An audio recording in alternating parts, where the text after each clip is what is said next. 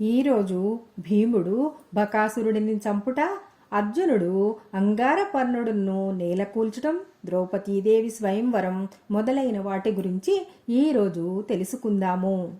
పాండవులు అడవులలో నడుస్తూ నడుస్తూ ఏకచక్రాపురం చేరుతారు. అక్కడ ఒక విప్రుడు ఇంట్లో ఉంటూ భిక్షాటన చేసుకుంటూ రోజులు గడుపుతూ ఉంటారు. వారు తెచ్చిన భిక్షను 2 భాగాలుగా చేసేది కుంతీదేవి.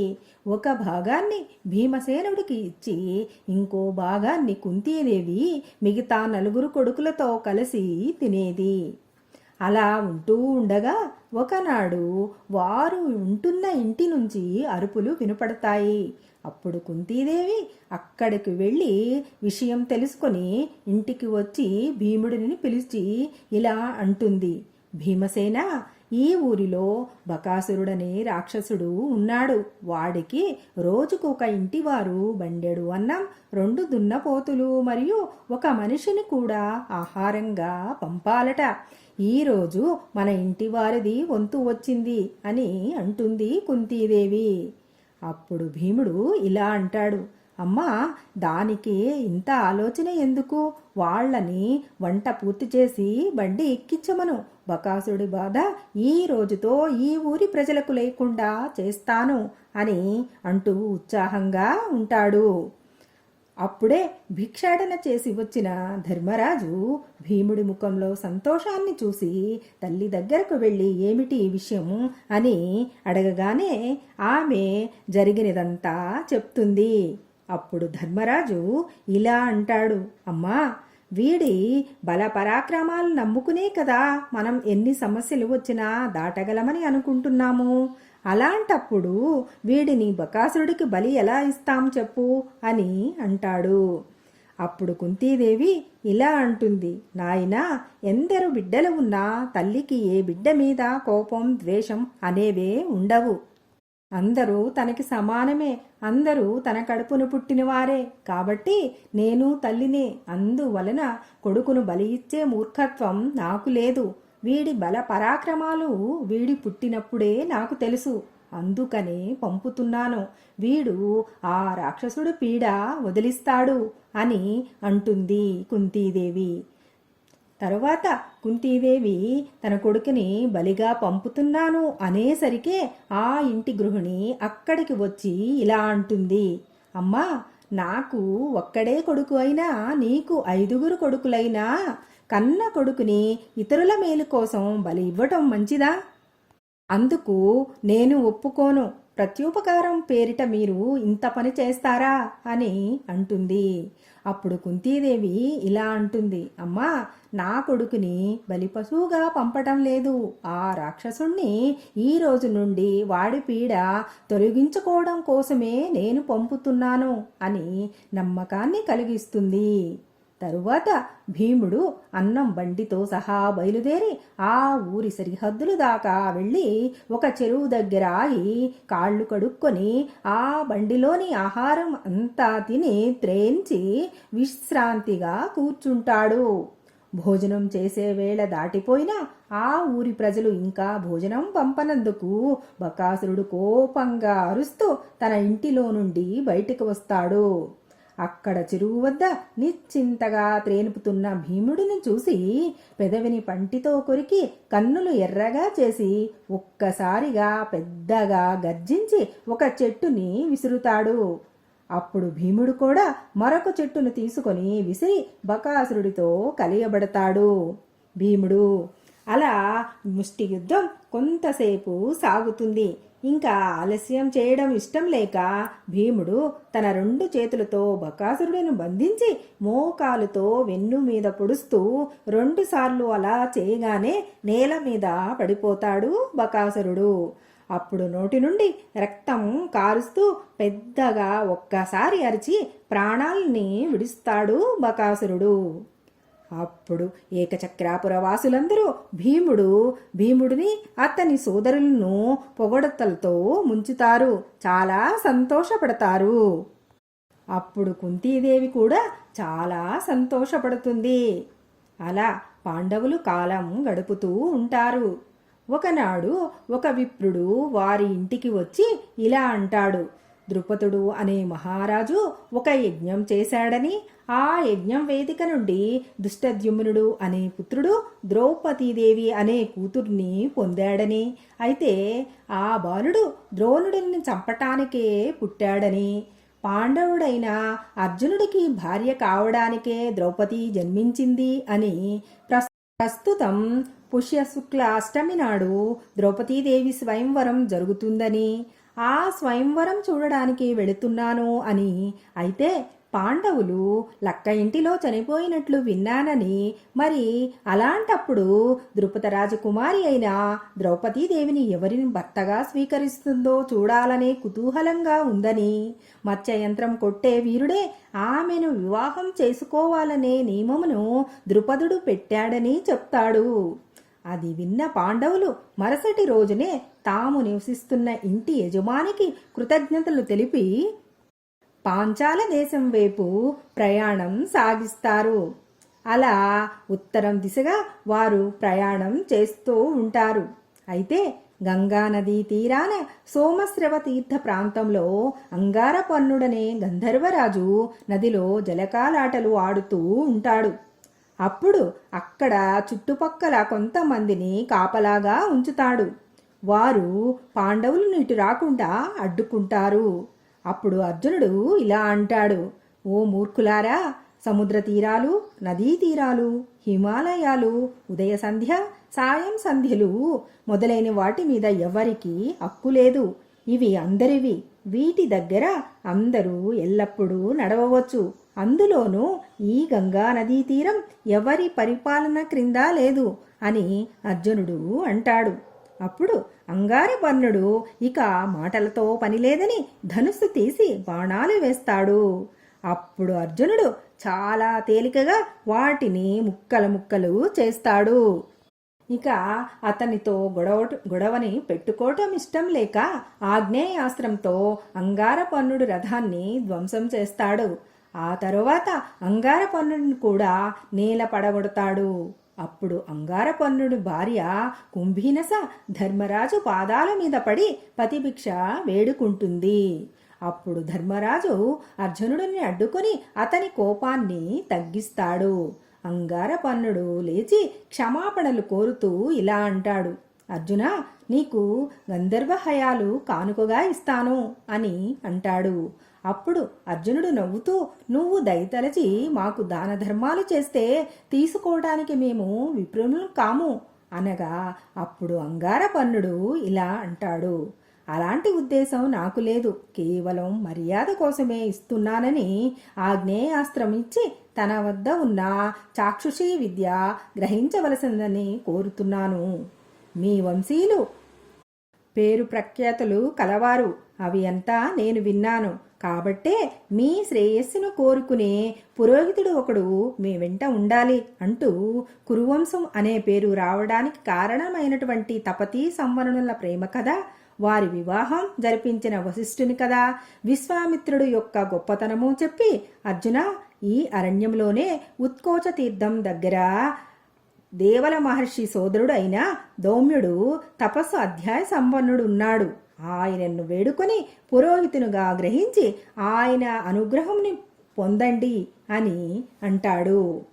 అంగారపర్ణుని వద్ద సెలవు తీసుకొని పాండవులు ఉత్కోచ తీర్థం చేరుకొని దౌమ్యుల వారిని ప్రార్థించి పురోహితులుగా స్వీకరించి వారితో కలిసి పాంచాల దేశం వైపు ప్రయాణం సాగిస్తారు. దక్షిణ పాంచాలంలో ద్రుపదుడి రాజ్యంలోకి ప్రవేశిస్తారు. అక్కడ ఉన్న ఒక కుంభకారుని ఇంటిలో ఉంటారు పాండవులు. స్వయంవరానికి వివిధ దేశాల నుంచి రాజులు, వేదాంగ విధులు, నృత్య గాన కళాకోవిదులు చేరుకుంటూ ఉంటారు. వారి అందరికీ సరైన ఆసనాలను ఏర్పాటు చేస్తాడు ద్రుపదుడు. స్వయంవర సభామండపంలో చక్రాకారంలో నిర్మించుతారు. మంచి వాసనలు ఇచ్చే పూలదండలను మండపం నిండా వ్రేలాడదీస్తారు. మంచి వాసనలు ఇచ్చే చల్లటి నీళ్లను సభా ప్రాంగణమంతా చల్లించుతారు. చంద్రుని కిరణాలలో రాజహంసల వలె అగరుధూపం సభాభవనంలో వ్యాపిస్తూ ఉంటుంది. ఈశాన్య భాగంలో కళ్యాణ మంటపం ఉంటుంది. అది అందరికీ స్పష్టంగా కనిపించేటట్లు ఆసనాలు వేయించుతారు. ఉదాత్తానుదాత్త స్వరిత స్వరయుక్తంగా వేదఘోష వినిపిస్తూ ఉంటుంది. అది వీణుల విందుగా ఉంటుంది.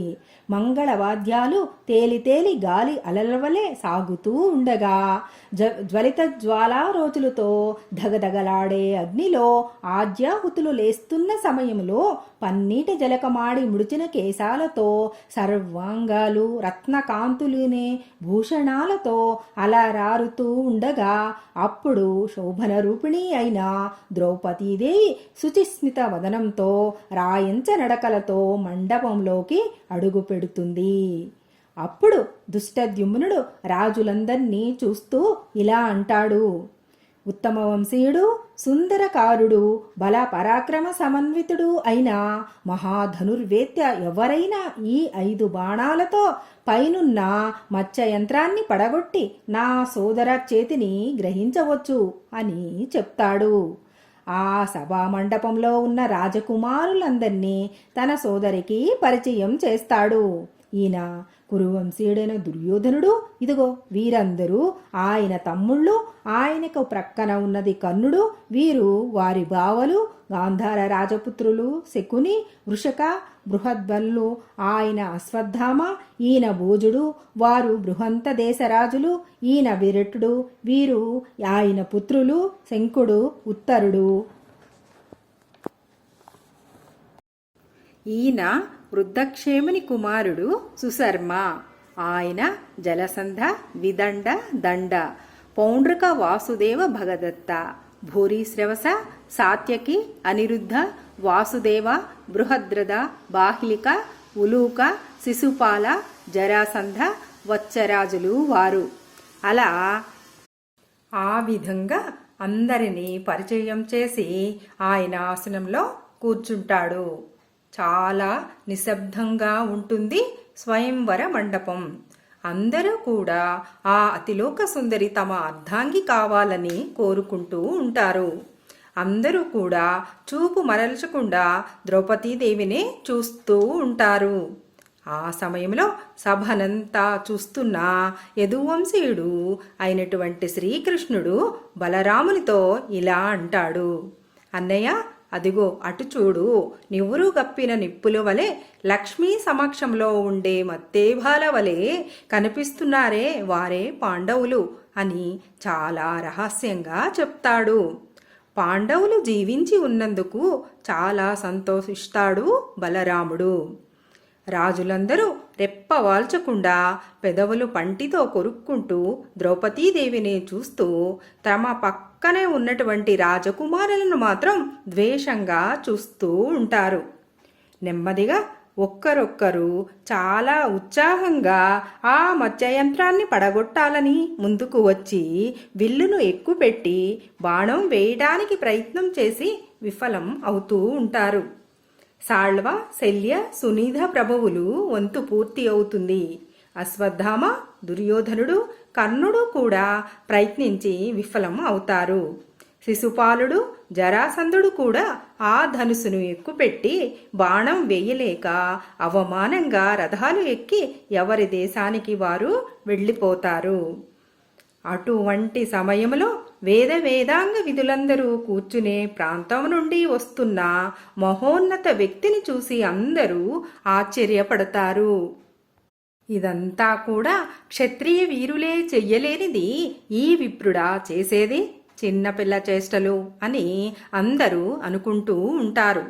పరశురాముడిని, అగస్త్యుడిని గుర్తుకు తెచ్చుకునే విప్రులు సంతోషంగా అటే చూస్తూ ఉంటారు. వారు ఆశీర్వాదాలు ఇస్తుంటే అర్జునుడికి చాలా ఉత్సాహంగా ఉంటుంది. ధనుస్సు వద్దకు వచ్చి ప్రదక్షిణం చేసి పార్వతీపతికి మనసులో నమస్కరించుకొని రెప్పపాటులోనే ధనుస్సును ఎక్కుపెట్టి 5 బాణాలను తొడిగి క్షణంలోనే మత్స్యయంత్రాన్ని నేలకూల్చుతాడు అర్జునుడు. అక్కడ ఉన్న వారందరికీ అది ఒక మాయలాగా అనిపిస్తుంది. అప్పుడు విప్రులు అంతా తమ భుజాల మీద ఉన్న ఎర్రని శాలువాలను తీసి ఊపుతూ హర్షధ్వానాలు చేస్తారు. చిరునవ్వులు చిందించుతూ ద్రౌపదీదేవి సిగ్గుతో పూలమాలను అర్జునుడి మెడలో వేస్తుంది. అప్పుడు పూలవానతో సభాభవనం అంతా నిండిపోతుంది. ద్రౌపదీదేవితో కలిసి అర్జునుడు స్వయంవరం మండపం నుండి వెళ్ళిపోతాడు. రాజకన్య ఒక సామాన్య విప్రుణ్ణి పెళ్లి చేసుకోవడం ఏమిటి అని రాజులందరికీ బాధ కలిగించి ఇటువంటి పని చేసిన ద్రుపదుడికి తగిన శాస్తి చెయ్యాలని వారంతా కత్తులు దూస్తారు ఆయన మీదకి. అది గమనించిన భీముడు సభా మండపం అవతల ఉన్న ఒక పెద్ద చెట్టుని పెరికి ఆ చెట్టుకున్నటువంటి ఆకులన్నిటినీ దూసివేసి చిన్న కొమ్మలు రెమ్మలు కూడా తీసి వారికి ఎదురు నిలుస్తాడు. అప్పుడు అర్జునుడు ధనుస్సును ఎక్కువ పెడతాడు. అటువైపు శల్యుడు కర్ణుడు వీరికి ఎదురుగా నిల్చుంటారు. కొంతసేపు పోరు జరిగిన తరువాత కర్ణుడు ఇలా అంటాడు, ఓ బ్రాహ్మణ యువకుడా, నీ విద్య చూస్తూ ఉంటే నువ్వు సాక్షాత్తు పరశురాముడిలా కనిపిస్తున్నావు అని పొగడ్తలు గుప్పిస్తాడు.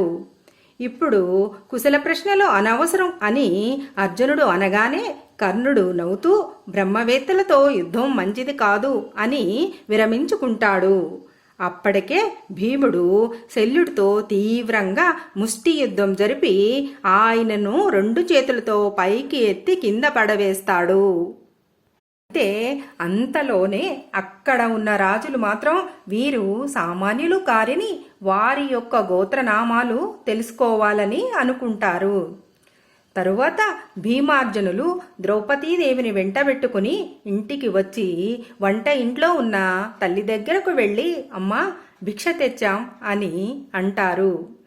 అప్పుడు ద్రౌపదీదేవిని చూడకుండానే కుంతీదేవి ఇలా అంటుంది, భిక్ష తెచ్చారా, అయితే 5 పంచుకోండి నాయనా అని కుంతీదేవి వెనుదిరిగి చూస్తుంది.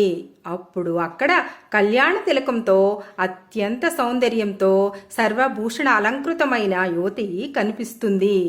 అప్పుడు కుంతీదేవి ఆమెను చూస్తూనే, నాయనా, నా మాట పొల్లు పోకూడదు, ఇప్పుడు ఈ బిడ్డకు అధర్మ దోషం అంటకూడదు, అంటే దోషం తగలని దారి గురించి ఆలోచన చేయండి అని అంటుంది. అప్పుడు ధర్మరాజు, అర్జున, మత్స్యయంత్రం పడగట్టింది నువ్వే కాబట్టి నీ భార్యగానే ఉండాలి అని అంటాడు. అప్పుడు అర్జునుడు ఇలా అంటాడు, అన్నయ్య, మీకు కళ్యాణం జరగకుండా నేను ఎలా కళ్యాణం చేసుకోను, అది శాస్త్రసమ్మతం కాదు అని అంటాడు అర్జునుడు. అప్పుడు ధర్మరాజు చిరునవ్వుతో, మన పితామహులు వ్యాసులు వారు ఈ ద్రౌపది మన 5 భార్య అవుతుందని చెప్పారు.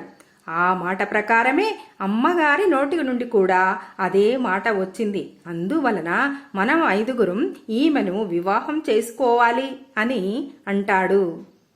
సాయంకాలం అవుతుంది. అన్నదమ్ములు 5 భిక్ష తెచ్చి కుంతీదేవికి ఇవ్వగా అప్పుడు ఆమె ద్రౌపదిని పిలిచి, ద్రౌపది, తెచ్చిన భిక్షను 2 భాగాలు చేసి 1 భాగాన్ని దేవతలకు నివేదన చేసి తరువాత విప్రులకు దానం చేసి కొంత భాగం మన ఆశ్రమంలో జీవించే వారికి పెట్టు. మిగిలినది 2 భాగాలు చేసి అందులో 1 భాగాన్ని భీముడికి పెట్టు. ఇంకో భాగాన్ని 4 అన్నదమ్ములతో పాటు మన 2 పెట్టు అని అంటుంది. ద్రౌపదీదేవి అత్తగారి మాటలను పాటిస్తుంది. అందరూ భోజనాలు చేసి మృగచర్మాల మీద పడుకుంటారు. ద్రౌపదీదేవి అత్తగారి పాదాలకు దగ్గరలో పడుకుంటుంది. అయితే ద్రౌపదీదేవిని వెంటబెట్టుకుని భీమార్జునులు వచ్చిన క్షణం నుండి వారిని అనుసరించి వస్తున్న దుష్టద్యుమ్నుడు ఇక్కడ జరిగిన విషయాలన్నిటినీ తన తండ్రికి తెలుపుతాడు. వారి నడవడి, మాట్లాడే విధానం చూస్తుంటే పాండవులే అని అనిపిస్తున్నది. లక్క ఇంటిలో పాండవులు కాలి బూడిద కాలేదు అనే ఒక వార్తను మనం విన్నాము. వీళ్లను చూస్తుంటే అది నిజమే అనిపిస్తున్నది అని అనగానే ద్రుపదుడు చాలా సంతోషపడతాడు. అప్పుడు ఒక పురోహితుడిని పంపి వారందరూ వచ్చి వివాహం శాస్త్ర ప్రకారం జరిపించుకోమని అంటాడు. అప్పుడు ద్రుపదుడు పంపించిన రథాల మీద పాండవులు తల్లిని ద్రౌపదిని తీసుకొని వచ్చి అక్కడ భోజనం చేస్తారు. తరువాత విశ్రాంతి తీసుకుంటూ ఉండగా ద్రుపదుడు వచ్చి మర్యాదగా వారి కులగోత్రాలను అడుగుతాడు. దానికి ధర్మరాజు చిరునవ్వుతో తాము పాండురాజు పుత్రులమని రాజమర్యాదల ప్రకారమే కళ్యాణం జరిపించమని అంటాడు. అందుకు ద్రుపదుడు తన బిడ్డను 5గురికి భారీగా ఇవ్వడం ధర్మబద్ధమేనా అని అడుగుతాడు.